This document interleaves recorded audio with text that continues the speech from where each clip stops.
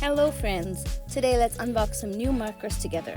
These are the dual tip dot and fine markers by the Artist Loft brand. I picked these up at my local Michael's store. You can find similar ones online very easily. I love the color palette of these. They're very nice soft modern colors. So let's see how they look on paper. So I'm going to be testing these in my Archer and Olive dot grid journal. These pens have a water-based ink and they have a dual tip. One is a fine tip and the other one is a flexible dot tip. So if you press down, you get a perfect circle. You can also use the flexible tip to draw a straight line, which would be great for highlighting items in your journal. On the other end of the marker, there's a marker tip, which is a narrow tip. You can use it like a pen to draw and write things. Then I just color swatched all of the markers, and you can see they have a nice water-based ink and they quickly dry on the paper. I love the blues that are included in this set. So here's a closer look at the 12 colors included. They're very bright. Some are lighter colors, some are darker colors. I love the way they all turned out on paper, and here are a couple of examples of me using them in my bullet journal. For this first example, I just chose 3 colors and added dots underneath the title just to decorate it a little bit. The flexible dot tip is actually very useful to do block lettering. Because the lines are so even and thick, all the lettering looks uniform. It's just a joy to letter with. This is something I just found out by accident, and then I couldn't stop lettering like this. I want to do all my block lettering using these markers now. The dot tip is particularly handy to draw dots, of course. I loved using it to highlight all of the numbers on my pages. I like the light gray one especially because it's just a little bit of color on the page. You can see it and it looks perfect.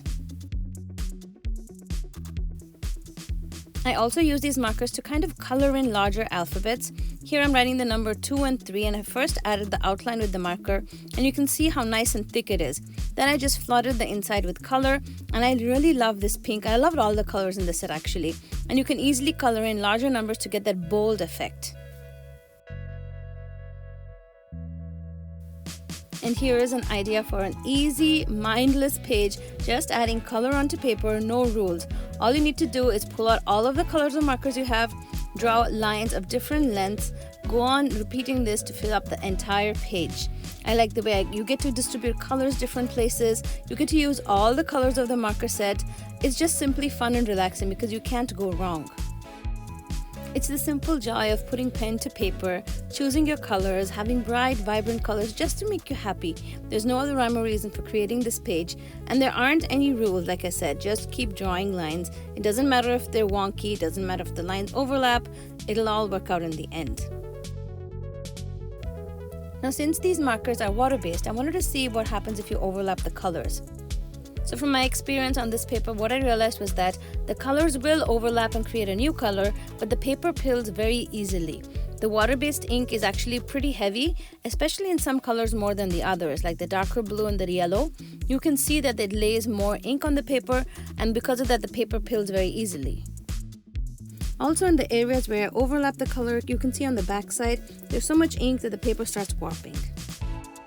But all in all, I just enjoyed using these markers. The circles and the dots are new for me.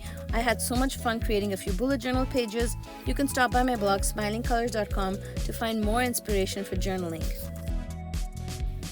Thank you for stopping by today, and I hope you enjoyed today's video.